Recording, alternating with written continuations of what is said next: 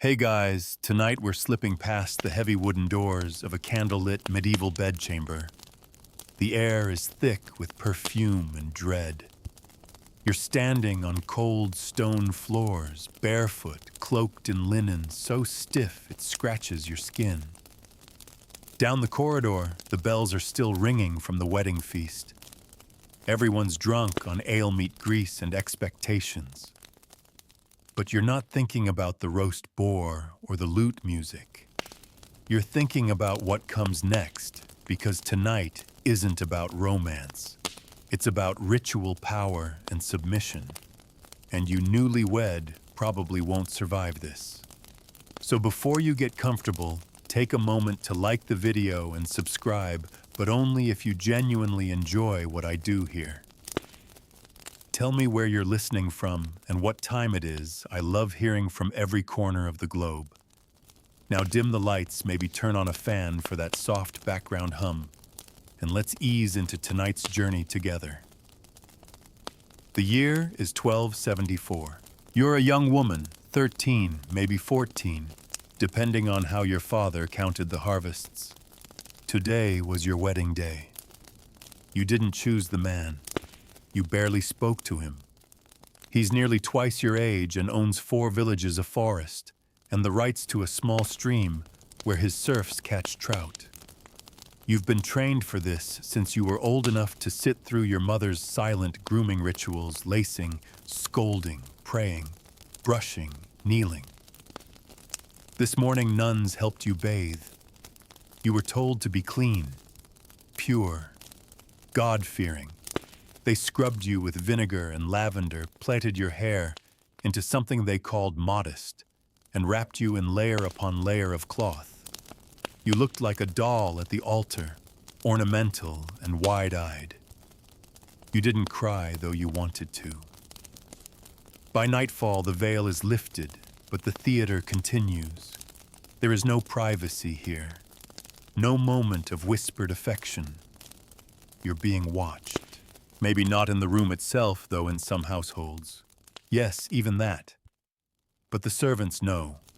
The chambermaid who brought up the wine, she knows. The steward who laid the rushes knows. The priest who blessed your bed knows. Your virginity is not a personal matter, it's a political contract. And tonight is the signature.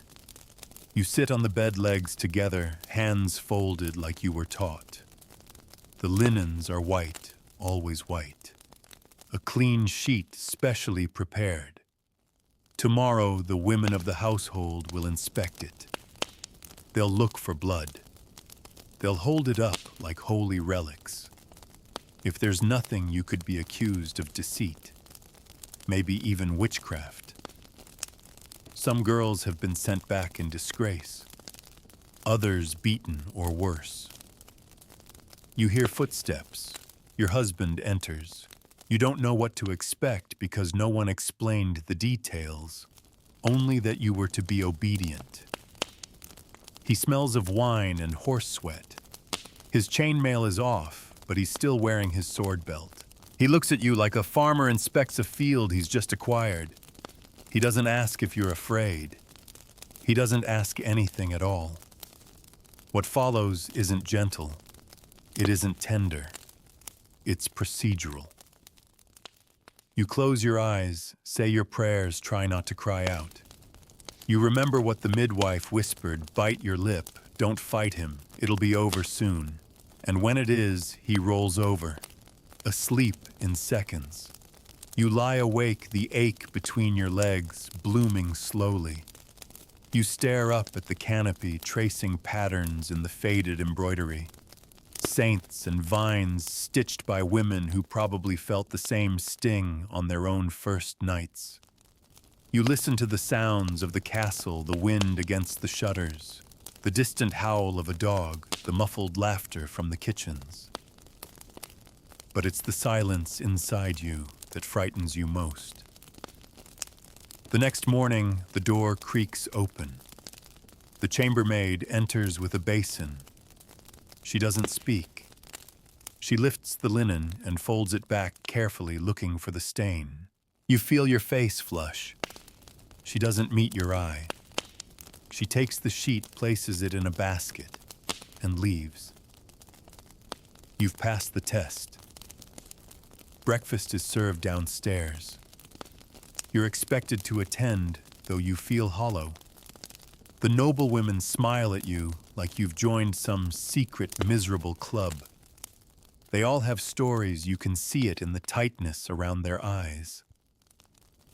One leans close and murmurs, "The second night is worse." He'll expect you to enjoy it. You try to smile. You don't manage. They teach you how to keep your face blank, how to sip broth and nod, how to carry your bruises beneath lace and velvet. You learn to ask for herbs, fever few lavender crushed poppy seed. Not for pleasure, of course, just to sleep. In a week they'll start asking when you'll be with child. That phrase, so gentle, so pretty, is a demand. Your body is a vessel. That's how they speak of it. You're to give heirs, boys preferably, strong ones. Girls are a disappointment, like rain on a feast day. You begin to count the days differently. Not by sun or moon, but by blood and the absence of it. You listen to your body like a clock ticking. Every month without sign is a quiet panic. Every cramp is a whisper of failure.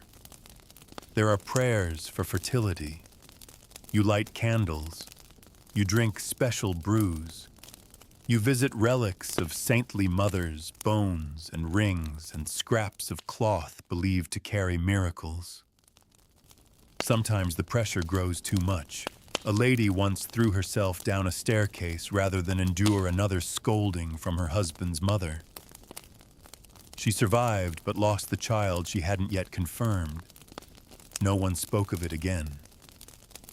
You wonder if the saints ever bled like this. If they too laid on marriage beds and felt themselves splinter. There are days when your husband is away hunting, fighting, drinking. Those are the good days, the quiet ones. You can walk the gardens, visit the chapel, pretend you're something other than a wife. But even then, the memory of the first night clings to you, like damp wool, like a bruise you can't see but always feel. And you realize this isn't just your story. It's the story of almost every woman in your world. The noble women, the peasant girls, the daughters sold off for land or favor. Their wedding nights were not beginnings. They were trials, initiations, wounds dressed up in flowers and veils. And nobody warned you because everyone already knew. The days blend one into another until you stop marking time by sunlight or bells. Now you measure by silences how long he stays quiet after supper, how long you can delay going up to the bedchamber without being summoned. On better nights, he falls asleep before you undress. On worse ones, you lie still beneath him, staring past the cobwebbed beams, hoping your mind can detach from your body just long enough to float above it all. He isn't cruel, not in the way the stories warn. But that hardly matters. You aren't here to be loved. You're here to bear sons, preserve alliances, and stay agreeable. There's a quiet violence in that, even if it never leaves a bruise. One morning you wake to the sound of chanting outside. A wedding. Another girl's turn. The bells ring bright and triumphant, but your stomach knots. You watch from the window as the procession crosses the courtyard. She's tiny, barely up to the elbow of the man beside her. Her gown swallows her. Her veil trembles. You know exactly how she feels. At dinner, the talk is of dowries and hymens of cloistered daughters finally doing their duty. The older women nod with satisfaction. They sip spiced wine, chew on soft bread, and speak of childbirth like whether inevitable, painful, survivable most of the time. You hear the story of Lady Cecily who died on her wedding night. Too small, too young, they said. Her husband remarried within the month. The church blessed it. They always do. No one ever blames the man. You begin to understand something bone deep. The wedding night isn't a ceremony. It's a transaction. And your body was the coin. There's a priest who visits once a month to offer confession. You sit behind the lattice voice low and confess vague sins, impatience, envy, wandering thoughts. You never say what truly haunts you. You wouldn't know how. There are no words for shame that isn't yours, but still feels carved into your skin. Once you ask him if it's wrong to dread your husband's touch. There's a pause. Then he says, "A wife must submit for the good of the household." You leave the confessional colder than when you entered.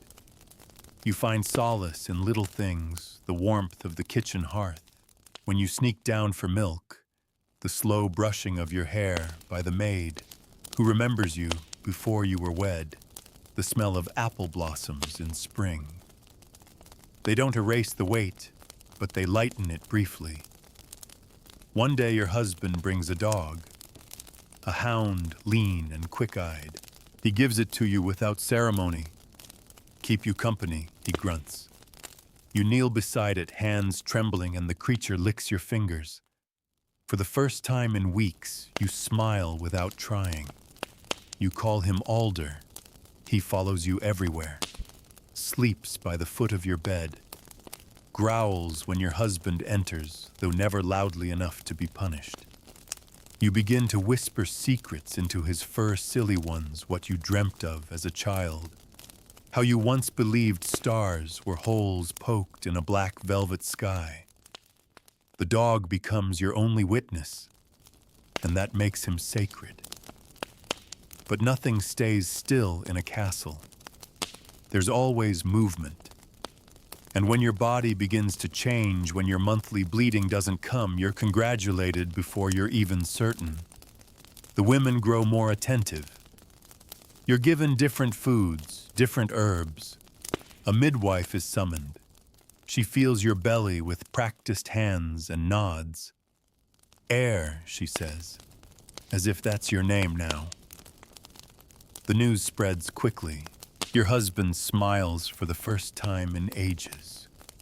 He holds you that night, not out of affection, but possession. His hand on your stomach feels like a claim staked. Pregnancy becomes another kind of prison. You're watched constantly, told what to eat, how to sit, when to rest. You're not allowed to ride or walk alone. Even bathing is supervised.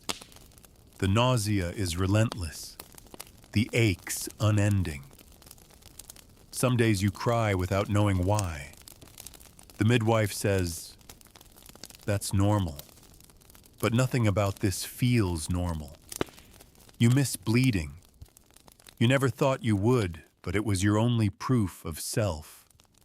Now your body is a house someone else moved into, and you're not even sure you're welcome in it anymore. Nights grow harder. You can't sleep comfortably.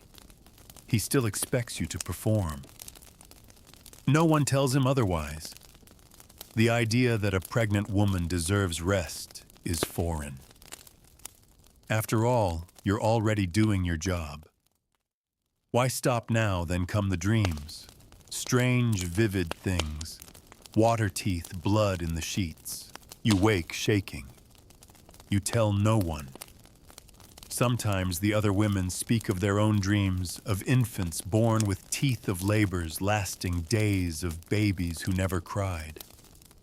They whisper these stories when the men aren't around. They laugh while they do it, but the laughter is tight. You start praying to saints you barely remember. Saint Margaret for safe childbirth. Saint Anne for strength, Mary for mercy. You light candles until the wax pools and crusts. And always you remember that first night, the way the door clicked shut, the way the air changed, the way your skin felt foreign to you. That was the night you stopped belonging to yourself. The midwife begins her preparations months in advance. Cloths, herbs, sharp knives, binding cords. She tells you that birth is a battlefield. You believe her. The men don't understand. To them, the danger lies in war, in sword and spear. But you know the truth, women bleed too. We just do it quietly, in rooms that smell of rosemary and fear. You wonder sometimes if the saints were real women, or just stories told to soothe us into obedience. If they too had wedding nights filled with silence and shame. You wonder if anyone ever escaped. There's a rumor about a girl from the northern coast who ran away before her wedding, disguised herself as a boy, took work on a ship. But the story ends badly. It always does, because women don't win by running. They survive by staying, by enduring. And you've learned how to endure. But tonight, lying beside your husband, belly full and back aching, you wish you had run. You trace the same pattern on the wall you traced on your wedding night. Saints and vines, still there, still watching. And you wonder what the girl beneath the veil would say if she saw you now. The third moon since the announcement passes and your belly begins to show. The way people look at you changes not in kindness, but in calculation. You are now the hope of a lineage, the womb in which titles, land, and legacy rest. Suddenly you are not just a wife, you are a vessel. Your name is rarely used anymore. The lady is with child, they say, as if that's all you've ever been. The priest visits again. This time he blesses you with holy water and chants in Latin while your husband stands proudly beside him. You wonder if the same water could wash away your dread. But nothing can. You feel it rooted deep in your spine in the way you rise slowly now, in the way the midwife's hand lingers a little longer each week on your stomach, her brow furrowing when she thinks you don't notice. The days grow heavy. Every sound, every echo in the stone halls seems amplified. You tire easily. Alder, your dog, senses your weariness and walks beside you more slowly now. The other women nod at you in passing knowing glances that speak more than words. Some were once in your place. Others are waiting for their turn. No one escapes it. In the garden, you find a small stone bench beside a flowering hawthorn. You begin to sit there each morning, pressing your palm to your stomach and murmuring little nothings. The flowers bloom and fall and bloom again. You lose count of how many times you've watched the petals drop.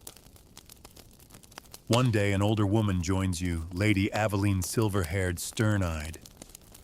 She doesn't speak at first, just sits beside you and stares ahead. Then softly, she says, "The first is the hardest." You look at her. Her face is lined like old parchment. She doesn't elaborate. She doesn't need to. You ask her if she remembers her wedding night. She nods once. "I tried to climb out the window afterward. Was caught by a maid. A breath, then a shrug. Didn't try again. No point." You ask her how she endured.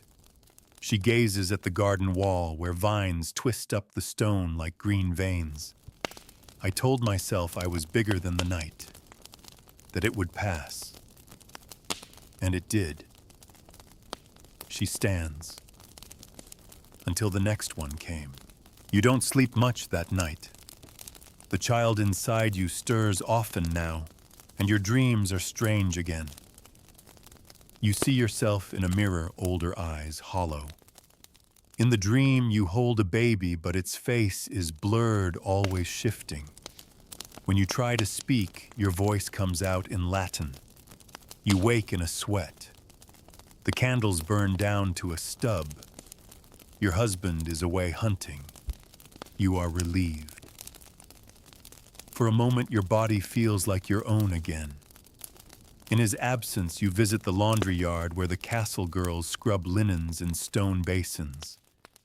You watch their hands move quickly, wringing and folding. One of them, no older than 12, glances at your belly and winces. She looks away quickly. You know what she's thinking, that this could be her in a year or two. You remember when you were that girl looking at noble women with their tight smiles and thick waists, wondering what they knew that you didn't. Now you know. Sometimes you hear them crying at night girls in the servant dormitories, muffling their sobs into straw-stuffed pillows. The castle has many shadows, and not all wedding nights involve feasts and priestly blessings. Some are taken without permission, others with quiet threats, but always the silence afterward, always the expectation to endure. You ask the midwife about herbs, not for birth, but for escape. She meets your eyes carefully, then shakes her head. Too risky, she whispers. For you and the babe. Her voice hardens. Besides, they'd know, and you'd not survive the knowing. So you stop asking. Instead, you begin writing. You steal bits of parchment, blunt quills, and make your marks in secret.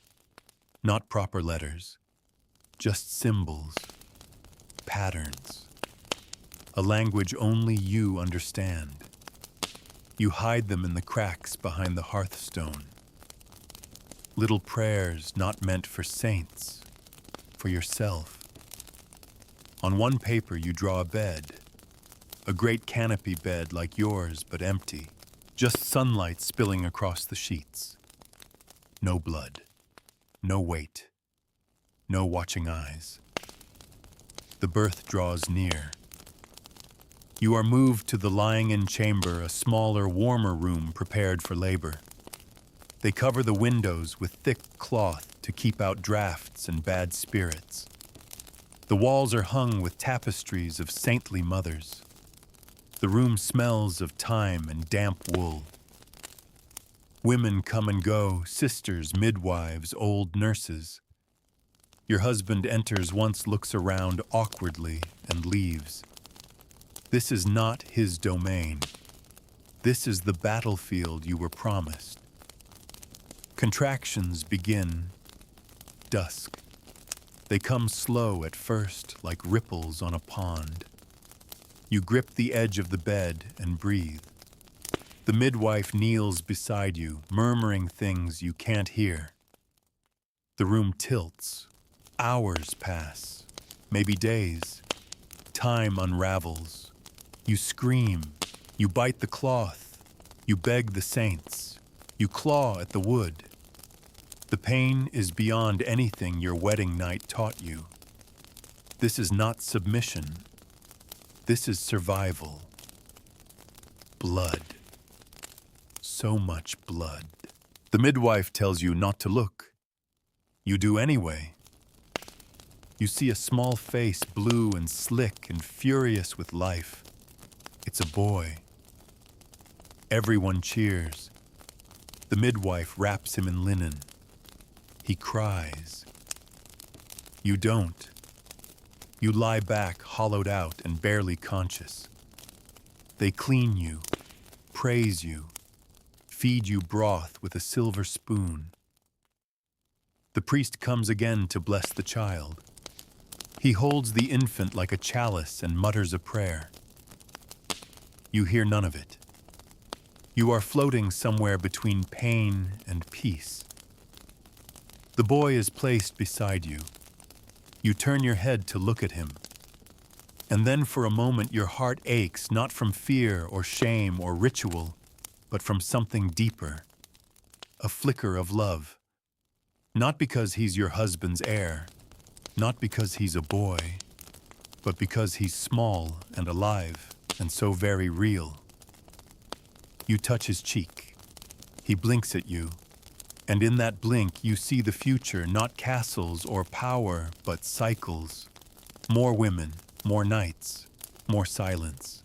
And you vow silently, fiercely, that you'll find a way to change it, even if it takes a lifetime. Your body is not your own, not yet. In the weeks that follow, you remain in the lying-in chamber. It is warm, dark, and thick with incense and sweat. The walls close in like a second skin. You are fed broths and potions and told to rest. Rest, they say, as though rest is a reward and not the bare minimum of recovery. But even rest is conditional here. Your sleep is shallow, your dreams still tangled with screams, and every ache, every groan is a reminder that you were torn open to create something that now feeds from you day and night. The women around you treat you like both relic and miracle. They speak in hushed voices, exchange looks, adjust your linens. They praise the boy's strength, his cry, his grip. No one asks how you feel. They assume the answer. Your husband visits once. He stands at the door with a goblet in hand, nods at the nurse holding your child, and says, "Good, a strong air." He doesn't look at you except to say, "You've done well, like you've completed a task, like you're a horse that finished the race." Then he's gone again off to the hall, to his cups, to his men. You return to your chamber only when they deem it safe. You are sore, still bleeding, still raw. The nurse brings the baby each time he cries. You feed him. You hold him. But your arms feel foreign, disconnected. Sometimes you stare at the wall instead of his face. Your hair begins to fall out, in clumps. You gather it silently and hide it under the bed. A servant girl, young and always wide-eyed, asks you what it's like to be a mother. You don't answer her. You just press your lips together, turn your gaze back to the child in your arms, and pretend not to hear. Motherhood here isn't a joy. It's another duty, another title.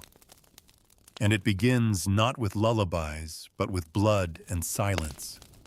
As soon as your strength returns, they begin speaking of the next child. Not directly, but in suggestion. When the next one comes, they say, "He'll have a brother," they say. You haven't even healed, and already they speak of reopening the wound. The midwife tells you to rest now, because once the next one's growing, it'll be worse. You nod. You've learned to nod at everything. One day, as you walk in the corridor, slowly with your hand on the stone wall, you hear laughter behind a closed door. Your husband's voice and another, a woman's. Your stomach twists. You know what it means. Men are allowed appetites, even when their wives are recovering from childbirth, especially then. That night, you do not cry. You sit at the window, Alder asleep beside you, and look out across the fields. You wonder how many other women sit at other windows nursing the same ache. You wonder if they too tell themselves it will pass. You return to your writing. Now your secret parchments are filled with words. Not real sentences, not yet, but phrases, emotions, descriptions. You describe the first night again in brutal clarity as if writing it might remove it. You describe the birth not as miracle, but as war. You draw Alder. You draw your baby's face, one eye half closed, a soft curl falling across his brow. You write things you cannot say, that you wish you could run, that sometimes when your child cries you feel like disappearing, that you are not ungrateful, just exhausted, just lost. You wonder if this makes you wicked.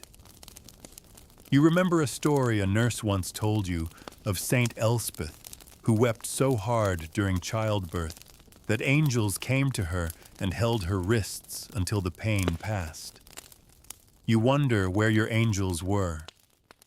A feast is held in the boy's honor when he reaches his third moon. The hall is filled with banners and musicians and roasted meat. Your husband beams.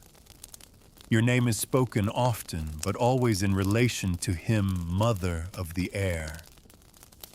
Never simply you. You are seated beside your husband at the high table. The baby is passed around like a prized object. Look at his grip, the Baron says. He'll make a fine swordsman. You glance at the child in the knight's arms, and all you see is a small body still learning to focus its eyes. Not a warrior, not a lord, just a child. The pressure begins again. This time it's subtler but persistent. The glances, the whispers, the soft reminders from the priest that marriage must continue to be consummated even after birth. You feel your stomach tighten each time your husband looks at you a certain way. And one evening, he enters your room with that look again. You freeze. You try to speak to say you're still not ready, but he says nothing and proceeds anyway. There are no candles, no words. Just the rustling of fabric and your quiet surrender. Afterward, you lie awake while he sleeps, feeling the old ache bloom again. You begin to mark the days again, not with joy, but with dread. The castle continues on. There are banquets, hunts, prayers, sermons. Life resumes around you. The women continue their rituals, the men their games. You notice that the girls from the kitchens avoid you now. They don't want to see their future reflected in your eyes. Sometimes you walk in the chapel alone. The Virgin stares down at you from stained glass, her hands folded in serenity. You envy her. She at least had angels to explain her fate. You kneel, you whisper, not a prayer, a question. How much more? But there is no answer, only silence and flickering light. Your child grows quickly. He begins to crawl. He smiles when he sees you. That smile cuts you to the core, because he deserves joy and you fear you can't teach it. You don't know it anymore. One morning as you hold him at the window, you feel something shift. Not in your body, in your heart. You look down at his face and say aloud, "You will not become like him." You don't even realize you're speaking until the dog lifts his head. It's a vow, a fragile one, but a vow nonetheless. You begin to teach the child soft things, songs, shapes, the names of birds, not how to strike, but how to listen, not how to command, but how to notice. And in that act, something long buried stirs, hope, a small, stubborn thing, but growing, like a seed pressed into hard ground waiting for spring. Hope once ignited does not roar. It whispers. It flickers like a candle in a drafty hall. But you feel it delicate and defiant, nestled somewhere behind your ribs, whispering that maybe, just maybe, there's something more than this. You begin to change how you move through the castle. You walk with your chin higher, not in arrogance, but in resistance. A small resistance invisible to most. But inside you are rebelling. against the silence, against the expectation, against the slow erasure of your selfhood. The child, your son, begins to toddle. He calls you mama with a lopsided grin, teeth still coming in. It stirs something deep. Not the instinct they said you'd feel, not the blind devotion of the pious mother. It's fiercer than that. It's protective. It's a warning to the world, this one will not become what the others did. Not if you can help it. Your husband notices little. He grows more absorbed in his lands, his hunting dogs, his ledgers. He speaks to the steward more often than to you, which suits you. His distance is your reprieve. At night, you still lie beside him, stiff and watchful, waiting for his hand to move. Some nights it does. Others it does not. The waiting itself becomes a torment. You learn to wake before dawn, before the castle stirs. You rise, wrap yourself in a shawl, and slip to the chapel or the garden. Sometimes with your son on your hip, sometimes alone. The air is cold, clean. For those few minutes, the world feels untouched. You speak softly to the sky, not prayers, not exactly. Just thoughts let loose like birds. One morning you find the nursemaid asleep beside your son's cradle, mouth open, snoring gently. You smile for the first time in days. Then carefully you lift the child into your arms, wrap him, and step out into the corridor. You do not go far, just to the west gallery, where the tapestries are older than memory, and the light spills through the narrow windows like molten gold. You sit there on a worn bench, the child nestled against your chest, and you breathe. That's all. Just breathe. And for that moment, the castle recedes. The rules, the eyes, the weight, they all fall away. In the quiet, you start to imagine a world beyond the stone. You remember the traveling musicians who once came through the hall. One of them, a woman with a lute, sang a song in a tongue you didn't understand. The melody had a sadness to it, but also a wildness. You remember thinking she has no husband. She belongs to no one. She goes where she pleases. You'd envied her, still do. Later that week, you'd take a longer walk. Down to the stables where the grooms are brushing the horses. You keep your face serene, your pace slow. But inside your heart races. You're searching for cracks, for escape hatches. You're not a fool. You know you cannot flee. Not now. Not yet. But you can learn. Map the ways out. Note who speaks, who watches, who whispers. The cook's daughter offers you a plum. She's barely 10. She says, "You looked sad." You take it stunned by the simplicity of her words. You smile. Say thank you. The fruit is overripe and sweet. The juice runs down your wrist. You realize you haven't eaten something with your fingers in months. That night, your husband returns late. He smells of ale and cold wind. He doesn't speak. He strips off his boots and falls into bed. You lie beside him, staring at the beams, counting breaths. 5 in, 5 out.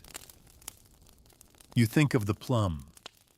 You think of the tapestry in the West Gallery. You think of your son's warm breath against your neck. You think of running. It's not a plan. Not yet. But it's a seed. And seeds wait. The seasons shift. Summer fades. The wind grows sharper. The castle's stone begins to hold the chill longer each morning. Fires burn longer. Blankets multiply. You are called to dine more frequently. Your presence matters now that you are the mother of a healthy heir. The barons, the knights, the clerics, they smile when they see you. The wives offer polite compliments. You've regained your figure. He's lucky, your lord. A good lady of the house. You nod, smile, say thank you.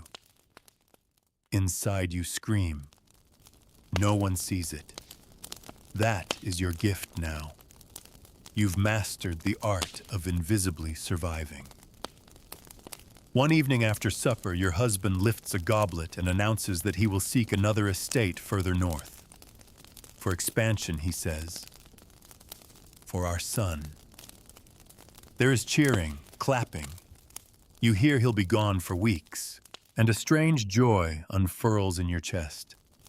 That night, you press your fingers to the stone windowsill and whisper, "Oh, quickly." You do not care if it's treason. When he leaves, you breathe freely again. The air in your chamber changes. Even the fire crackles louder. You sleep deeply for the first time in months. You wake and stretch like a cat in sunlight. You gather the nurses. You say you'll be handling your son's education directly. They raise their brows but do not protest. You begin teaching him your symbols, your songs, your drawings. He giggles as he repeats them. You write his name in the language you created behind the hearthstone. You smile at him and think this is the start. And still you wait. Wait for the day when the waiting ends. Your son begins to speak in full phrases, his words rolling awkwardly over his tongue, like new shoes that don't quite fit. He points to birds and asks questions you don't know how to answer, like, why do clouds follow us, and does God have a mother too?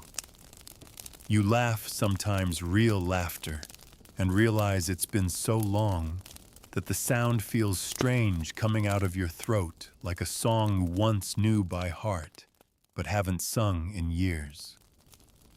With your husband away, a new rhythm takes hold. Meals are quieter schedules, looser. You eat when you're hungry, not when the bells ring. You wear wool instead of stiff silk. You walk where you please. No one questions you, not yet. You notice things more sharply now, the sound of snow melting into the well bucket, the way the stonemason hums to himself, while fixing the chapel roof, the stories the maidens whisper as they sew. You soak it all in. The castle is still a cage, but the bars seem thinner somehow. You keep writing. Not just hidden scraps now, but fuller pages. Whole thoughts. You no longer write only what hurts. You write memories, your childhood, your favorite tree before it was cut down for firewood, the time your mother sewed a patch into your apron with thread dyed from crushed berries. You even write stories. One about a girl who escapes by hiding herself in plain sight. Another about a knight who forgets his sword and wins a battle with nothing but a lute. And when the candle burns low and your son is asleep and Alder is curled beneath your chair, you whisper these stories aloud, quietly, as if the walls might carry them to other ears. Maybe they do. You begin to notice the other women. Really notice them. The kitchen girl with a limp, who always seems to disappear when the steward passes too close. The laundress who wears high collars even in summer. The lady's maid with red-rimmed eyes every Sunday morning. Their pain is quiet like yours was, hidden beneath duties and pleasantries. One afternoon, you find yourself in the still room where herbs are dried and balms prepared. The air is sweet and sharp with lavender and sage. You speak with the herb wife, an older woman with dark eyes and a voice like stone on stone. You ask about Poppy. She watches you carefully. For pain, she asks. You nod. She gives you a small packet. Hide it well. You do, not for yourself, not yet, but for the girl who will one day need it more. You're becoming someone else. Someone not just surviving, but seeing, remembering, preparing. A traveler passes through the castle one icy morning seeking warmth and food. He's a merchant or a bard, no one is quite sure. But he sings for his supper, and his voice fills the hall like golden smoke. He sings of far-off cities where women ride horses alone and speak to councils without asking permission. Places where a wedding night is just a celebration, not a crucible. Everyone chuckles. Fancies, someone says. But you do not laugh. You stare at him like he's a message sent from the very stars. Later in the passageway, you stop him. Ask where he learned the songs. He smiles and says, "From a woman in red who once escaped a tower." You don't know if it's truth or jest, but the words cling to you. You write them down, a woman in red who once escaped a tower. It becomes your new story. And then the day arrives. Your husband returns. The sound of hooves in the courtyard is enough to send you cold again. The old dread floods back as if it never left. You hold your son tighter. You smooth your gown. You paint the expression on your face like a mask. He enters the hall with noise and laughter and mud on his boots. He smells of road dust and wine. He kisses you brusquely, then lifts the boy in his arms and pronounces him taller. He'll be a fine lord, he says. Later that night, he comes to your chamber. You know what he expects. You endure. Again. And afterward you lie still, tears silent, rage louder than any scream. But this time there's no emptiness. There's fire. You will not forget this. The days after are stiff with routine. You smile when expected. You sit through prayers. You nod when plans are discussed. You do what you've always done. But now underneath you are building something. You teach your son to read symbols, the ones you invented. He doesn't know what they mean yet, but he mimics them eagerly. He thinks it's a game. You show him how to listen, not just to people, but to silences. One evening as you kneel in the chapel, you see Lady Aveline again. She sits beside you. A long silence passes before she whispers, "I see what you're doing." You do not answer. She nods. Good. Then she leaves. You begin meeting her in secret, in the still room, in the garden after dusk. She speaks in riddles and half-truths. She gives you names, places, stories from other keeps. She tells you of a woman who hid her daughters as boys and sent them to a monastery where they learned to read and write like clerics. She tells you of another who brewed an herb so strong it made her husband forget her name. Did they escape, you ask? Some, she says. You don't need more than that. Some is enough. You start storing herbs yourself. Just a few. You label them in your symbols. You keep them in a wooden box hidden beneath loose stones in the hearth. One night, your son wakes from a nightmare. He calls for you. You rush to him, hold him, whisper soft words into his damp hair. He says, "I dreamt a monster took you away." You press your lips to his forehead. "I'm not going anywhere," you whisper, and you mean it. Because now you're not surviving for yourself. You're surviving for him. For every girl who stares at a veil and thinks it means a beginning, you know the truth, but maybe, just maybe, you can rewrite the ending. The winter is bitter. Ice clings to the windows like frost-bitten lace, and the castle groans under the weight of snow-laden stone. Fires are stoked constantly, but the chill seeps through the walls into your bones. You wrap your son in layers and keep him close, his small hands always cold, always searching for yours. You think of the chill that settled into your own body on that first wedding night, how it never truly left, only changed shape. Your husband grows restless in the cold. With no wars to fight or hunts to lead, he prowls the halls, speaking sharply to servants and drinking before noon. His presence is a heavy fog. You move around it as best you can, graceful, invisible, rehearsed. When he calls for you, you go. When he's silent, you stay away. Sometimes you wonder what your life would have been had he been kind. And then you hate yourself for the wondering. You don't want kindness from a cage. A servant girl vanishes from the kitchens. You hear whispers she was with child, not by choice. No one says the man's name, but everyone knows. There is no inquiry, no justice. The girl is simply gone, replaced within a week as if she were a broken spoon or spilled oil.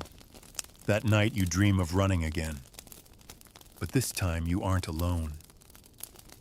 In your arms is your child, and behind you a fire burns your chamber, your veil, your wedding bed. All of it gone. Ash. You wake with your heart pounding and the dream burned into your skin. You add it to your writing. The dream, the ash, the weight of a child in your arms as you flee. In the margins, you scrawl a question. What would it cost to leave the next morning? You find Alder, your old hound, struggling to rise. His legs are weak now, his eyes dim. He's been with you since that first night, a quiet guardian. You sit beside him on the cold stones, stroking his head. When he passes that evening, you bury him near the hawthorn tree. You do not cry in front of the others. But that night, with the baby asleep, you press your face into your arms and weep for the dog who saw everything and judged nothing, who bore witness to your pain and guarded your silence. Spring arrives slowly, dripping into the world like melted wax. Snow becomes slush, slush becomes mud, and eventually, the crocuses push through the muck like little fists. The castle breathes easier. The windows are opened again. Sunlight returns. But the light does not touch the shadows in your heart. Your son is growing fast. He asks questions now that startle you. Why can't women ride into battle? Why don't you go hunting like father? Why do you sometimes look sad, even when you smile? You answer gently, truthfully, but in pieces, not because he cannot understand, but because you want him to grow into the answers. You begin teaching him things no other lady would dare. How to notice when someone's quietness is really pain. How to read people's faces as well as books. How to treat silence as sacred, not as weakness. He listens. He's learning. You tell him stories. Not the ones written by scribes or chanted by priests. Your stories of girls who run, of women who endure, of knights who lay down their swords and listen instead. He listens with wide eyes and calls them his favorites. You're shaping him, and in doing so, you're reshaping yourself. Lady Aveline becomes a constant presence. Sometimes she says nothing for hours, just sits beside you in the gallery or walks with you along the ramparts. Her silences are full. weighty, healing. One day she tells you a story.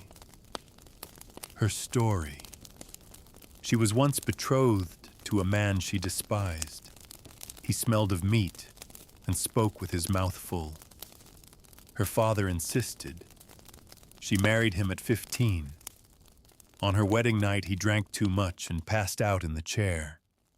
She fled to the chapel and stayed there all night, praying not to be punished for the defiance. The next morning, he mocked her, said he preferred the waiting, that he liked fear.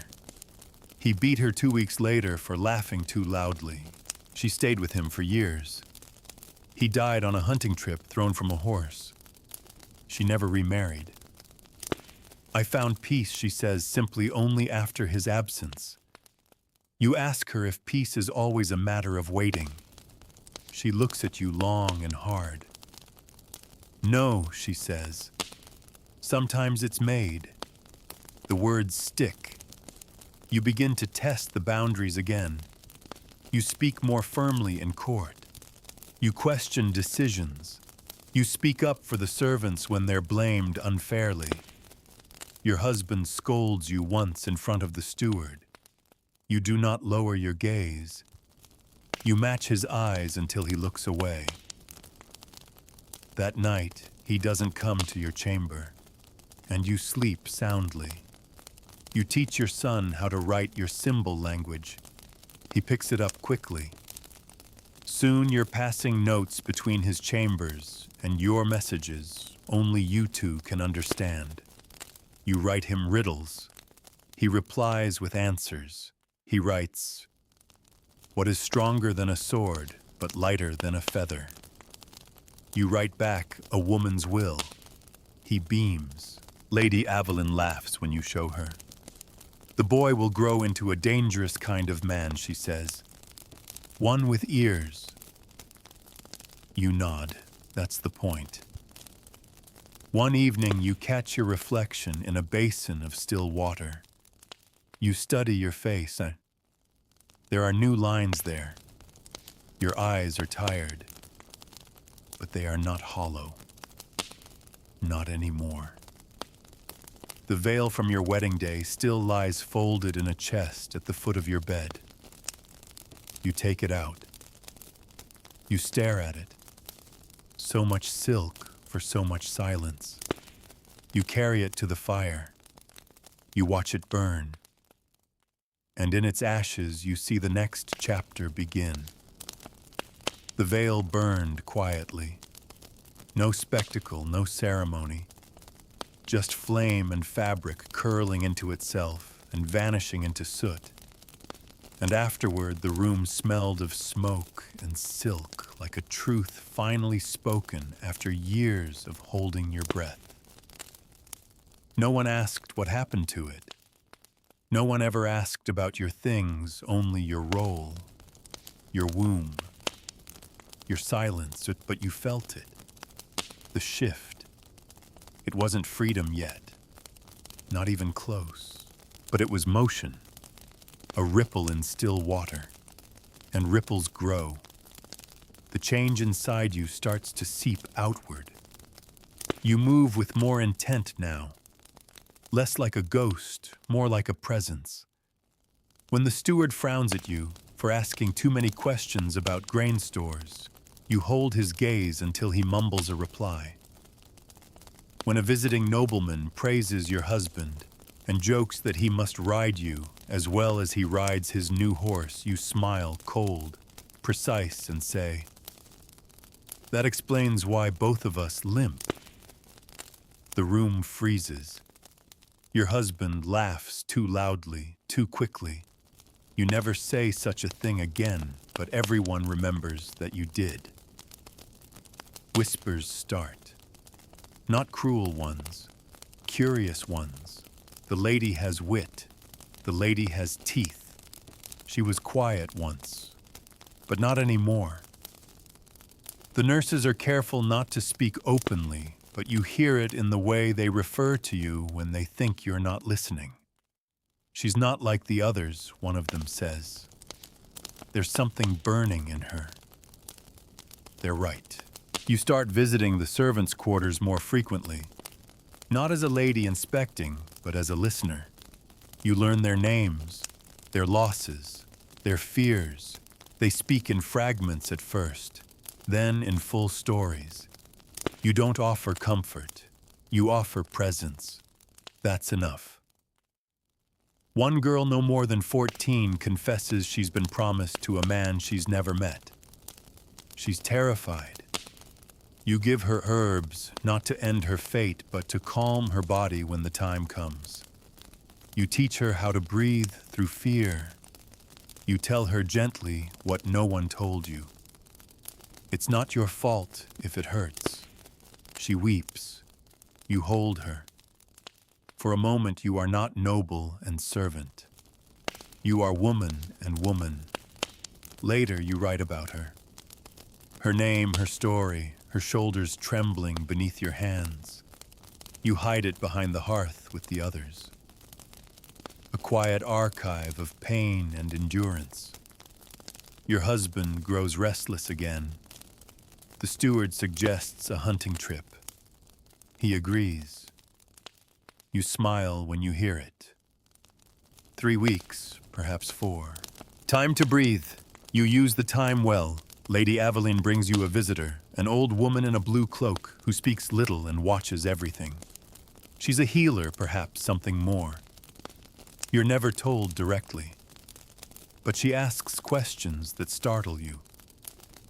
Do you remember the moment you stopped believing you'd be saved? You answer, I remember the exact breath.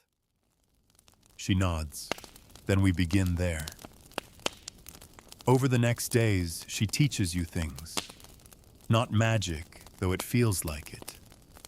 Herbs, symbols, the difference between what is healing and what is hiding. She gives you a book hand-bound full of drawings and strange script. Learn it, she says. You'll know when to use it. You hide the book, but you study it. Each night, once the child sleeps, you light a small lamp and trace the symbols with your finger. Some make your hands tingle. Others feel like old memories. Aveline warns you. This knowledge is dangerous. You reply, so is obedience. Outside spring deepens. The hawthorn blooms again. You sit under it and think of alder buried beneath its roots. You whisper to him. Silly things. Sweet things. He cannot hear you, but maybe something greater does. One morning your son presents you with a gift. It's a stone smooth and round, painted with your secret symbol. I made it for you, he says proudly. So you don't forget. You hold the stone like it's a crown. Later, you place it inside your writing box, not hidden, resting atop the parchments like a seal. The castle receives guests again. A marriage alliance is being discussed. You are expected to host. You do so flawlessly. The hall is warm with candles, the food expertly prepared, the servants well coordinated under your quiet direction. But you feel the pressure again. The guests speak of sons and heirs and alliances, of strong ladies bearing stronger sons. They ask if you'll be giving your husband another. You smile thinly. Not tonight. They laugh. You don't. After the feast, you walk alone through the dark corridors. Your feet know the way. You could find every torch bracket, every uneven flagstone with your eyes closed. In the stillness, you wonder if you ran, now just walked out past the gates and into the woods. How long would it take for them to notice too long, or not long enough? Instead, you go to the chapel, kneel. You don't pray. You haven't in months, maybe years. But you speak, not to God, but to every woman who's knelt here before you. I am not the end of your story, you whisper. I am its reckoning. You light a candle, not in hope, in promise.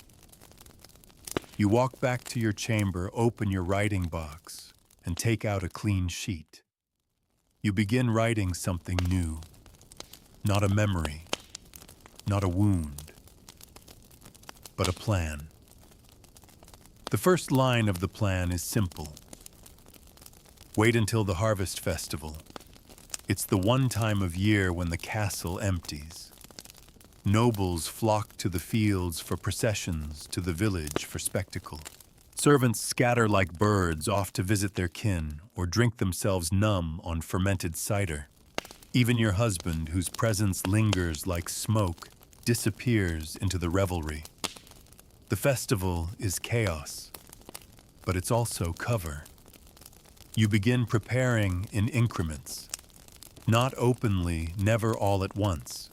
You ask for a new satchel to be stitched for your son's toys, you say. You order dried meat, hard cheese, small flasks of wine for festival offerings, you tell the cook. You gather linens and cloaks and a spare pair of boots. Every item is hidden with precision. Not in your chamber, not behind the hearthstones where the parchments live, but in the abandoned dovecote beside the north wall. No one visits it anymore. Not since the last birds were taken for stew during last year's famine. Its roof leaks, but its stones are sound. It's yours now. Lady Aveline helps in silence. She offers no praise, only occasional warnings. If they catch you, they won't ask questions. You nod. You know. That's why you've planned not only for flight, but for erasure. You'll vanish. Leave no trail. Leave no wife to punish, no mother to strip of title. You've written a letter, not to your husband, nor to any noble. To your son it begins. If you are reading this, then I am free.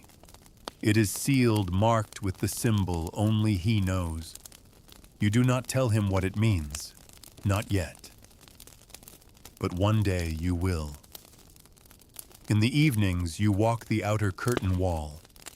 The guards nod respectfully. You are the lady of the house. No one questions your gaze. You count steps, note shifts, mark weaknesses. You study the gate schedule. You speak to the stable boy, ask about the quietest horses, the most sure-footed. One day he tells you there's a new mare, dark, quiet, quick. She doesn't spook. You ask for her to be readied for the festival parade. I'd like to ride again. You tell your husband with a pleasant smile. It's been too long. He nods, distracted, more focused on the meat in his teeth than on you. He forgets within the hour. You write another list. This one only in your head. You stop bleeding. The first missed moon stirs panic. Not again. Not now. You mix herbs into your tea. Pray not to saints, but to your own rage. The bleeding returns 3 days later. You bury the soiled cloth behind the dovecote along with your relief. The day before the festival, you test your son. You sit him down, point to your symbol. What does this mean, you ask? He answers proudly, it's our secret. It means truth. You nod. What do you do if someone tries to take you without asking? He looks down. Fidgets. I shout. I run. I find the hawthorn tree. And if I'm not there, I wait, he says. I wait with the stone. You press your palm to his. Good. You don't want him to need this knowledge. But the world does not care what you want. That night, you don't sleep. You lie beside your husband, who snores softly, unaware. You watch the shadows crawl across the ceiling patterns you've memorized. This will be your last night in this bed, with its 4 posts and carved saints, with its cold sheets and colder memories. You trace the seam in the mattress where the straw has thinned. You whisper, goodbye. The morning of the festival dawns gold and bright. The castle buzzes with motion. Cloaks are laid out, flags unfurled. The kitchens are a symphony of clanging pans and shouted orders. You dress in layers. Sturdy boots beneath your gown. A sash that hides a knife. Not for violence. For vines, for rope, for desperation. You hold your son's hand as you descend the stairs. You smile as people wish you joy. You laugh gently at their stories. You are perfect. A vision. You attend the opening procession mounted on the quiet mare, your son riding before you on a pony. Your husband drinks and boasts and slaps the steward on the back. No one watches you closely. No one sees your gaze drift toward the dovecote. When the sun reaches its peak, you pretend to feel faint. The heat, you say. I need rest. You retreat to your chambers. A maid follows. You dismiss her with kindness. You shut the door. Wait. Count to 100. Then move. Down the servants' stairs, through the herb garden, into the dovecote. Everything is there. You shed your gown, pull on trousers, a tunic, a cloak. Wrap your hair, shoulder the bag. Take only what matters. You retrieve your son from the edge of the orchard where he's waiting with a small wooden toko. He doesn't ask questions. He just follows. Together you move toward the gate. You've timed it. The guard there is the cook's cousin. He knows nothing of your plan, only that you once brought his daughter Poppy tea for cramps. That kindness is enough. He nods, opens the gate, does not look back. You lead the mare into the woods. The canopy swallows you whole. The castle disappears behind you like mist. No shouts, no horns, not yet. You ride until the light changes, until the sounds of the world soften. You do not cry, you do not speak. You are not afraid, not anymore. You are a woman who burned her veil. You are a mother who left before the bruises reached the child. You are not saved. You are saving yourself. And somewhere behind you, deep in that stone cage, a wedding bed grows cold. Night falls slowly like ink spilling over parchment. You and your son sleep in the brush beneath a canopy of pine. The mare is tethered quietly nearby, cropping moss in the dim hush. Your son curls beside you, wrapped in your cloak, trusting the darkness because he trusts you. That is a power no ceremony could bestow, earned in silence, in patience, in all the nights you held him while hiding your pain. You don't sleep much. Every rustle feels louder. Every owl call a summons. You hold your knife beneath the blanket blade flat against your thigh, not because you expect to use it, but because you need to remember that you could. That you're no longer powerless. At dawn, you rise with the fog. Your joints ache from the ground, but you're lighter than you've ever felt. You made it through the first night. You don't stop to celebrate. You move. You take the lesser-known paths, the ones marked not by signs, but by memory and instinct. Lady Aveline had spoken of a stream, one that fed into the old Roman road. You find it by midday, cold and swift, its banks lined with blue wildflowers. You follow it like a thread. You wash your face in the water. Let your son drink. He complains of the cold. You smile and tell him cold water means no poison. He nods like he understands. You've brought only what you need, 2 days of food dried and hard, a skin of wine, 2 small flintstones, and the bundle of parchment, your writings. You couldn't leave them behind, not just because they're your truth, but because one day your son must read them. He must know. That night you light a small fire. He sleeps in your lap. You whisper him another story, one you haven't told aloud before. A story about a girl who married a shadow and lived in a cage made of silence, until the day she taught her child to listen to the wind, and together as they climbed into the sky. When you finish, he's already asleep, but you feel your own words settle in your bones like armor. The next few days are harder. You're sore, tired. The mare begins to limp from a loose stone caught in her hoof. You find a place to rest, pick the hoof, clean, massage the leg, as you once watched the stable hands do. Your son is hungry more often. The food dwindles. You find wild onions, nettles, not much but enough. You boil them in the tin pot you tied beneath your satchel. The steam rises bitter and earthy. You tell him it's a nobleman's feast. He grins. On the 4th day, the first sign of danger arrives. You hear riders, not close but near enough that you feel it in your chest. You hide in a thicket covering the mare's nose with your cloak to keep her quiet. Your son clutches your hand. His breathing is quick.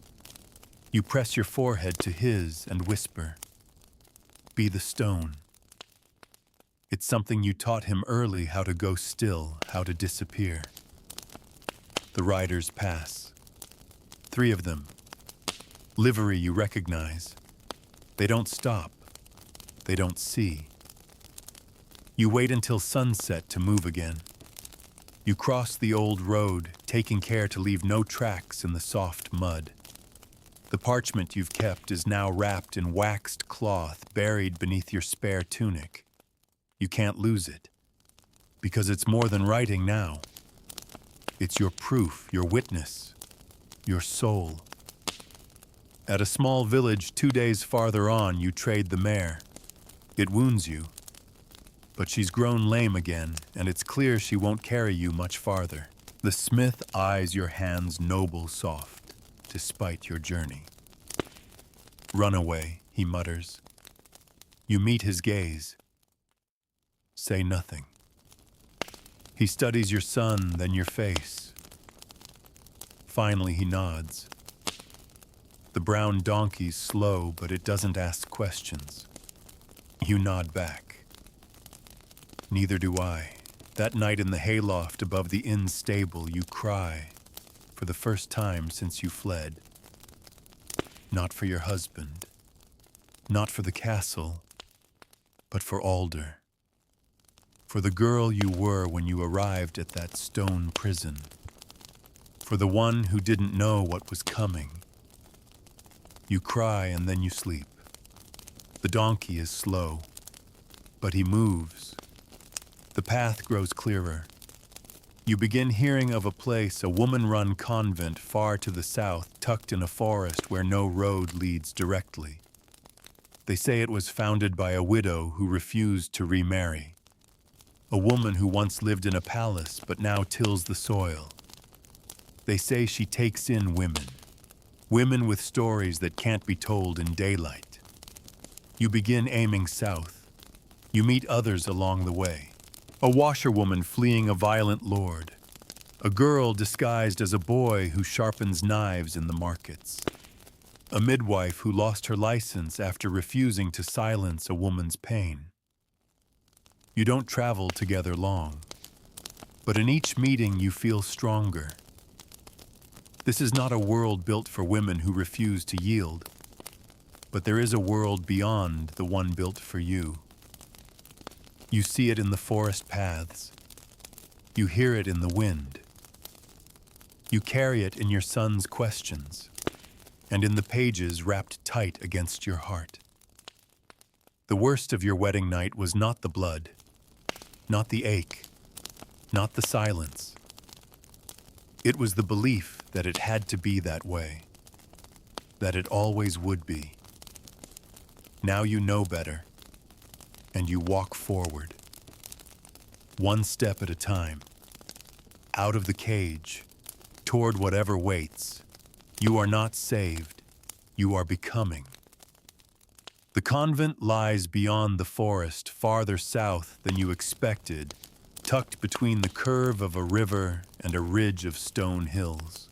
You wouldn't have found it without the herbalist woman you met in the village of Izmir, the one with the limp and the dark eyes. She looked at you, your child, your donkey, your silence, and she knew. She gave you a direction, a name, Sister Rhine. She said nothing more, just nodded, pressed a small pouch of rosemary into your hand, and sent you on your way. You travel for 3 more days. The weather turns warm, the trees heavy with early blossoms. Spring sings from every branch. But your body aches. Your limbs are weary from walking, your feet blistered, and your son grows impatient, asking when you'll get there, more than once each hour. Still you move forward, because you have no other direction left, only this one. You reach the river just before sundown. A small wooden bridge arches across it, covered in moss and slick with mist. Across the bridge, the world quiets. Birdsong fades. The trees grow taller, older. The path becomes narrow, barely trodden. You begin to wonder if it was all a tale. Just another story. Just another thread to keep hope dangling over emptiness. And then, at the edge of a clearing, you see it. Not a grand building. No bell tower, no stained glass windows. Just a simple stone hall wrapped in ivy and guarded by silence. A garden sprawls beside it, half wild, full of cabbages, herbs, and flowering shrubs. And women, half a dozen of them, moving among the beds, digging, planting, laughing softly. One looks up as you approach. She sees your eyes. Then your son. Then the donkey. She nods just once, as if to say, yes. You're expected. You enter the convent grounds like someone walking into another life. Sister Rain is older than you imagined. Wrinkled, sun-darkened her eyes like weathered glass. She says nothing for a long while as you explain not everything just enough. She listens without blinking, without interrupting. And when you finish, she places one hand on your wrist and says the first words that make your throat burn. You're safe here. You don't believe her. Not entirely. But something inside you starts to loosen. Your son is taken to the garden with the other children. Yes, there are others, and you are given clean water, clean clothes, a space to sleep. No one asks your real name. No one asks about your husband. There is no veil here. No bed prepared by others. No eyes watching. Just women and work. You begin again. The routine is slow, earthy. You wake with the sun, help grind flour, sweep the paths, learn to identify herbs, not from books, but from scent and feel. The days are honest. You move your body not for survival, but for living. At night, the women gather in the main room. They read aloud psalms, poems, stories. Some tell their own tales in pieces, not all at once, but enough to say, I survived too. You do not speak for a while. You just listen. One evening, your son falls asleep in your lap while a woman with ink-stained fingers reads from a scroll. The fire crackles. The room smells of rosemary and wax. And suddenly, the tears come, without warning. A flood. You do not run from them. You let them come. Afterwards, Sister Rhine gives you a blank scroll and a pot of ink. You've been writing in secret, she says. Now write in the open. So you do. You write everything. Not just pain. Not just memory. You write what might have been. What still could be. You write the story of the girl who married a shadow and the child who led her into light. You write of Alder. You write of Aveline. You write of the night you left. And when your son is old enough, you let him read it. He reads slowly, lips moving. When he finishes, he asks, "Was that really you?" You answer, "It still is." He hugs you hard, and you understand something profound. You were not only escaping the past, you were shaping the future. The women at the convent begin asking for your stories. You share them bit by bit, carefully. But each time you speak, another woman steps forward and tells hers. A new archive is built, not in books, but in voices. You bind your writings together with twine, not to publish, not for pride, but for preservation. Because history forgets women like you, unless you insist. Your son thrives. He becomes strong not in arm, but in heart. He defends the smaller children, helps in the garden, sings when no one is watching. One day he finds a broken bird beneath the rose bush. He cups it in his hands, gently carries it to you. You nurse it. It flies again. He watches, eyes wide. And you think this is how the world changes. Not in thrones and banners, but in hands that choose to heal instead of strike. One evening, years later, Sister Rhine sits beside you and says, "You could lead us, you know." You laugh. "I've never led anything." She looks at you. You led yourself out, and you realize she's right. You're not a wife anymore, not a prisoner, not even just a mother. You're a story that refused to stay quiet, and you're not done being written. Spring gives way to a soft summer, the kind that glows rather than burns. The convent's gardens hum with bees, and the wild mint spreads like laughter along the edge of the stone path. Your days are filled with work, but not labor in the old sense. There's no performance here. No one watching you, measuring you, reminding you of what you owe. The work is a rhythm now, kneading bread, harvesting beans, boiling herbs, teaching children. You wear simple linen, rough but breathable, and for the first time in your life, no one laces you into anything.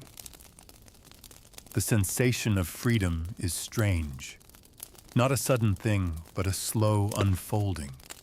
At first you kept your back straight, and your voice soft, expecting at any moment for someone to pull you back into the past. But no hands reach, no eyes narrow in suspicion. And so, bit by bit, you begin to unfurl. You catch yourself laughing. Real laughter, not the polite chuckle expected of a lady at court, but full and ugly and loud. Aveline would be proud. Your son climbs trees now. His hands are calloused, his legs strong. He no longer asks when you'll return home because this is home. And when he draws, he no longer uses your old secret symbols, he invents his own. Sometimes you find scraps of parchment beneath your pillow, with a sun drawn in spiral rays, or a rabbit with a crooked crown. You post one of them on the wall beside your cot.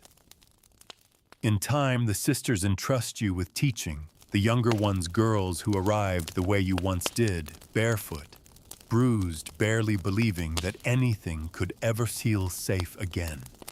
You begin by teaching them to breathe, then to walk again, not with their heads down, but forward, then to speak, then to write. One girl, Juna, refuses to talk at all for weeks. She flinches at the sound of raised voices, but she watches you closely. You see yourself in her. One evening after most have gone to sleep, you hand her your old writing box. Inside all your symbols, stories, and scrolls. This is yours now, you say. She doesn't reply, but she opens the lid. Her fingers linger on the ink. That night she stays beside you while you tend to the candles. She begins to hum. That is her beginning. The days stretch. Years pass. You receive news sometimes delivered by the rare merchant or pilgrim who comes through the forest path. Some bring rumors of noblemen hunting for a runaway wife. Others mention wars brewing in the north. But none know your name. And those who might don't speak it. You are safe. Or safer than you've ever been. And yet there's still a question in you. A knot that refuses to untangle. What happened to Aveline? You've wondered every night since you left. Wondered if the rumors reached your husband. If he punished the women who remained. If he suspected her. If she's even alive. You've thought of returning. Not to stay. Just to see. But the risk is too great. Still, the ache lingers. One autumn evening, a woman arrives at the convent gates. Her hair is streaked with gray. Her shoulders are stooped, but her eyes, you would know them anywhere. Lady Aveline. You run to her. She lets herself be held. Just for a moment. Then she says, "You did it." You nod, words don't come. She stays a week and doesn't speak much of what happened. Only says, "After you vanished, everything broke open. Your husband searched for a time, sent riders, offered rewards. But he tired of it quickly. His pride wouldn't let him chase a woman who dared say no." She pauses. Adds, "He took another wife. Very young. She doesn't speak much." You feel your stomach twist. Then she says, "But the steward is kinder now. And your old maid, she's gone to live with her sister in the village. People talk less of punishment these days, more of warning." You nod again. "What of the boy?" she asks. You call him over. He's taller now, lean, bright-eyed, curious. He bows awkwardly, then grins. Aveline chuckles. "He'll change things. I'm trying to teach him to, you say." "He's already watching you," she replies. That's how it begins.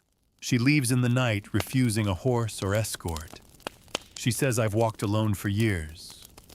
I think I prefer it." You hold her tightly. "Thank you," you whisper. She smiles. "No," she says. "Thank you." After she's gone, the ache in your chest softens. You return to the rhythm of the convent, but something inside you is brighter now. One night your son asks, "Why don't the women here wear veils?" You laugh gently. "Because no one owns us." He thinks for a moment, then asks, "Not even God?" You look at the stars above the orchard, their cold glitter far away and patient. God, you say slowly, doesn't ask for veils. He asks for truth. The boy nods, then says, "So do you." You smile. You think of the girl you were, on that first night, on that white sheet, in that cold bed.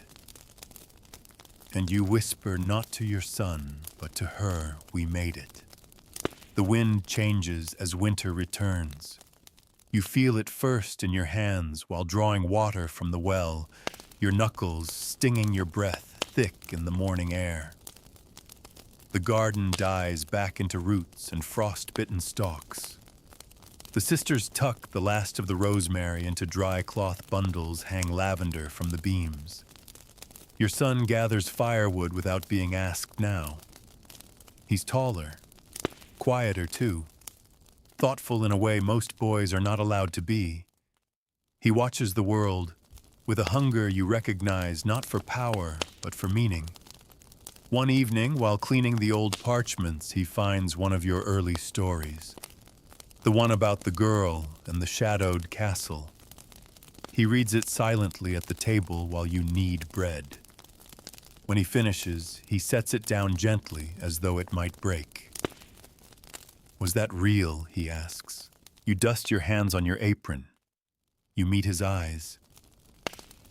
"Yes." He doesn't ask more. He nods and you know something has shifted. A door inside him has opened quietly and forever. You let the silence stretch between you.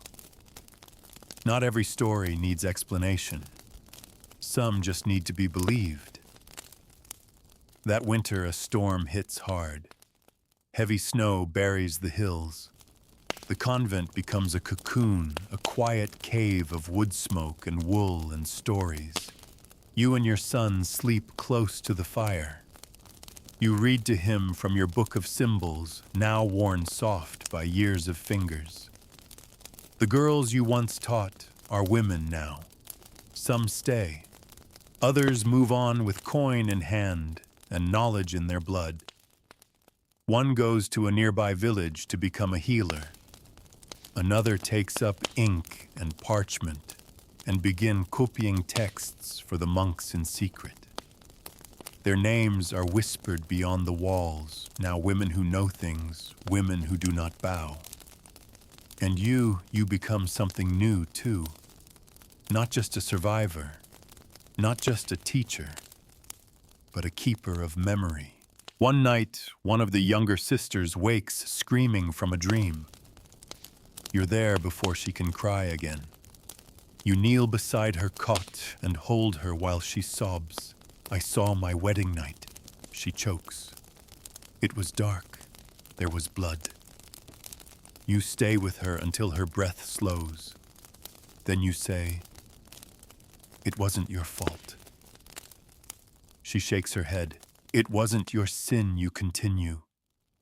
"It was theirs." Her eyes meet yours. You say it again slower this time. "It was never your sin." Something in her face changes.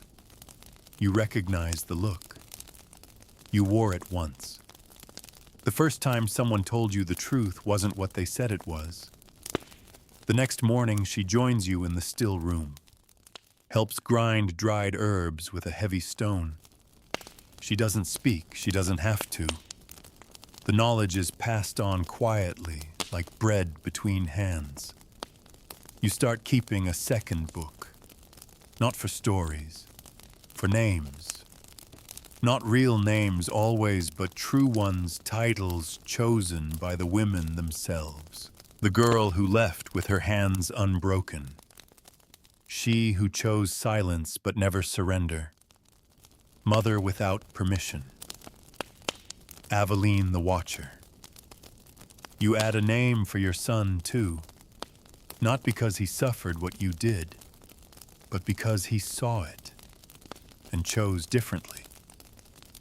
He who listens. That winter Sister Rain grows ill. Her breath comes short. Her hands tremble. The other sisters begin to hover, but she waves them away. One day she asks for you. You sit beside her cot where the afternoon sun spills over the blankets. She takes your hand. Her grip is still strong. "I knew you'd come," she says. You shake your head, smiling.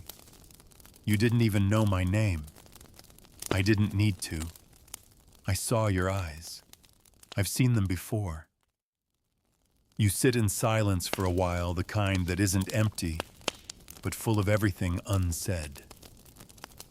Finally, she says, "Take the archives. Make them bigger. Don't let them forget."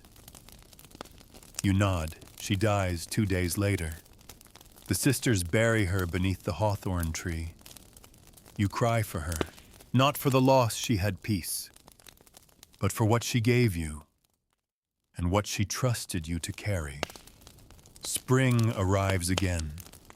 The convent sings with light, and you begin building. Not just stories, not just names, a legacy. You send letters to other safe places, coded, careful always in your old symbol language. You invite the women who were never invited, not to speak if they can't, but to be seen, to exist. Some come, many don't. But the stories begin arriving, wrapped in cloth, scratched into bark, etched into bone, hidden in the hems of cloaks.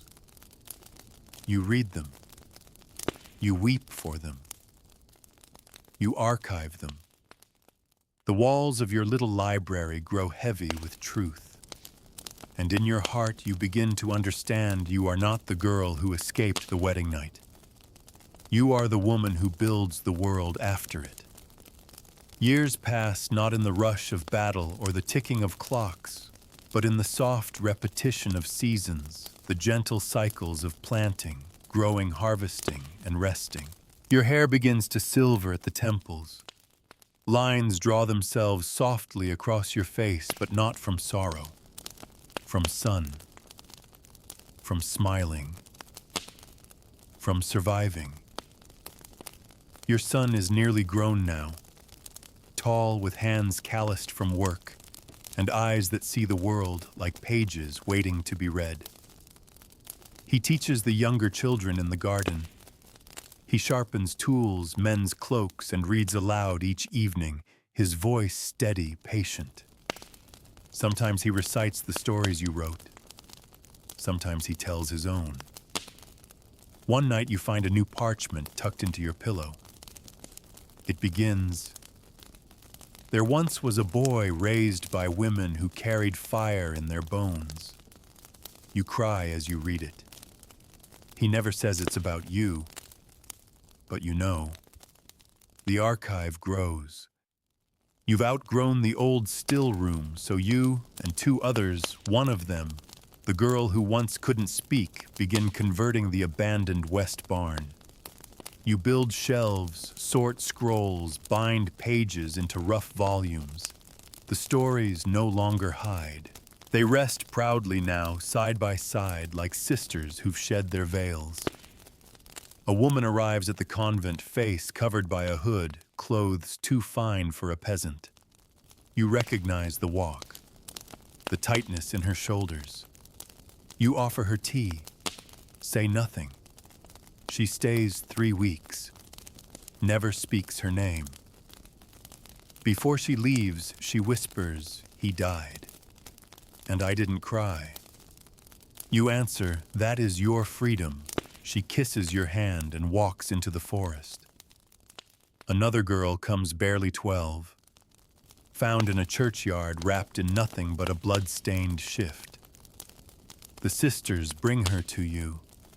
She won't speak, won't eat, just rocks slightly and stares. You sit beside her each evening, sharing space without words. On the 7th night, she reaches for your hand. That's all. Just a touch. But it's enough. You add her story to the archives. Not the full tale, just a symbol. A hand reaching in darkness. She stays, learns, begins again, and the pattern continues. Not like a tapestry too orderly for that. More like a wild hedge growing in every direction, thorned and blooming. Your community becomes a myth whispered beyond the forest. A place where women go and do not return, not because they are lost, but because they are found. You receive letters sometimes written by men, kind ones, curious ones, apologetic ones. They want to know the stories. They want to teach their daughters better. You answer the ones who ask without pride. You send copies of the archives, carefully selected, no names, just truths. And each time you wonder, what if someone had written back when you were still dreaming in a castle tower, brushing your hair and pretending that silence was safety? One morning you climb the hill overlooking the convent. The air is sharp, clear. You sit beside the hawthorn tree, older now, twisted beautifully with age. Beneath it lies Alder the dog who never left your side in your darkest nights. Beneath it, too, lies Sister Rain, the woman who gave you your second birth. You whisper to both of them, "I kept my promise." Then you open the book you're still writing. You begin the next page. Not the end. There is no end. Because every girl who escaped her wedding night, every woman who tore off her veil, every child born into a world that refuses to see them, they live here. In these words, in these shelves, in you. You read the first story again, the one you wrote all those years ago in the freezing chamber, where your husband first claimed what was never his. It ends with this line: she was never saved. She simply refused to disappear. You cross it out. You write, she rose. The convent is no longer a secret. Not in the dangerous way secrets hide trembling in the dark. It's a secret in the way stars are a quiet truth for those who look up. Travelers whisper of it to one another in kitchens and roadside inns. Mothers tuck its name into bedtime stories. Daughters dream of it before they ever understand why. Some say the women there are witches. Others say they're saints. You know better. They're survivors, builders, keepers of memory. Midwives to the futures denied to them. You no longer fear being found. If your name is spoken in the outside world now, it is not with condemnation, it is with curiosity, perhaps even reverence. The girl who vanished, the wife who left, the woman who taught others how to leave. One afternoon, your son, now a man in his own right, comes to you beneath the orchard trees. He's carrying a bundle of scrolls, his cheeks flushed. There's a town near the coast, he says. They've built a house for women like us. They want copies of our archive. You raise an eyebrow. Like us. He smiles. You know what I mean. He means free. You press a hand to his shoulder. Go. Take what they need. He leans in and kisses your forehead. No man has kissed you with such tenderness since your father. Before the veil, before the wedding night, before the silence. You watch him ride off down the dirt path, a satchel at his hip, scrolls on his back, and no sword on his belt. Later that day, you sit beside Juna, the once voiceless girl, now grown into a tall, watchful woman, with ink on her hands and a spine of steel. She's copying your first stories onto finer parchment, preserving them against time. She pauses. How do you want it to end? You blink. What? The book. The first one. How does her story end, you consider? The woman who was married against her will. The girl who bled on white sheets while servants waited outside the door. The mother who ran. The teacher. The keeper. How does her story end, you smile? It doesn't, you say. Juna nods. Good. And she writes those words on the final page. It doesn't. The sun filters through the window. You look down at your hands, worn and calloused. You stretch your fingers. They still work, still write, still carry, still lift. In the evening, you light candles at the altar, not to saints carved by men, but to the nameless women who never had a grave. You speak their stories aloud, one by one, slowly, as the flames flicker. You speak the story of a girl in a bridal veil who once stared up at the ceiling beams and thought the world ended at her wedding bed. You speak the story of the woman who taught her child to read symbols, not just words. You speak the story of the lady who stayed behind in a castle, who passed herbs in silence, who made your escape possible. And when you finish, you blow out the candle. There is no need to pray. You are the prayer. That night in your room, you open the archive once more. You remove a fresh page. You dip the quill. And you begin to write again. Because stories like yours were never meant to end. They were meant to echo. And every time a woman refuses to disappear, the echo grows louder, until no one can ignore it, until no one can silence it, not even time. And now take a deep breath. Let it all go, the stone walls, the cold sheets, the veils and the vows. Let the shadows of that castle dissolve into the night, along with the heavy silence that held so many voices still for so long. You are not there. You are here. And here you are safe. You've walked beside someone who was never meant to survive, and yet she did. You've seen her rise not in fire or fury, but in footsteps. Quiet ones, persistent ones. She taught herself to breathe again, to write again, to speak truth where truth had been buried. And now she sleeps peacefully, no longer beneath banners or duty, but under stars, beside trees, with her own name written in her own hand. Let the rhythm of her story slow your heart. Let the hush of her final page wrap you like a soft wool blanket. Imagine the soft flicker of candles in the still room, the hush of wind brushing through a hawthorn tree. Let your breath deepen. Let the world drift. There's nothing left to carry tonight. No one to please. No white linens to stain. Just your breath, your stillness, your presence. You made it through her journey and now you can rest. So close your eyes. Loosen your hands. Let your mind quiet itself and drift into sleep.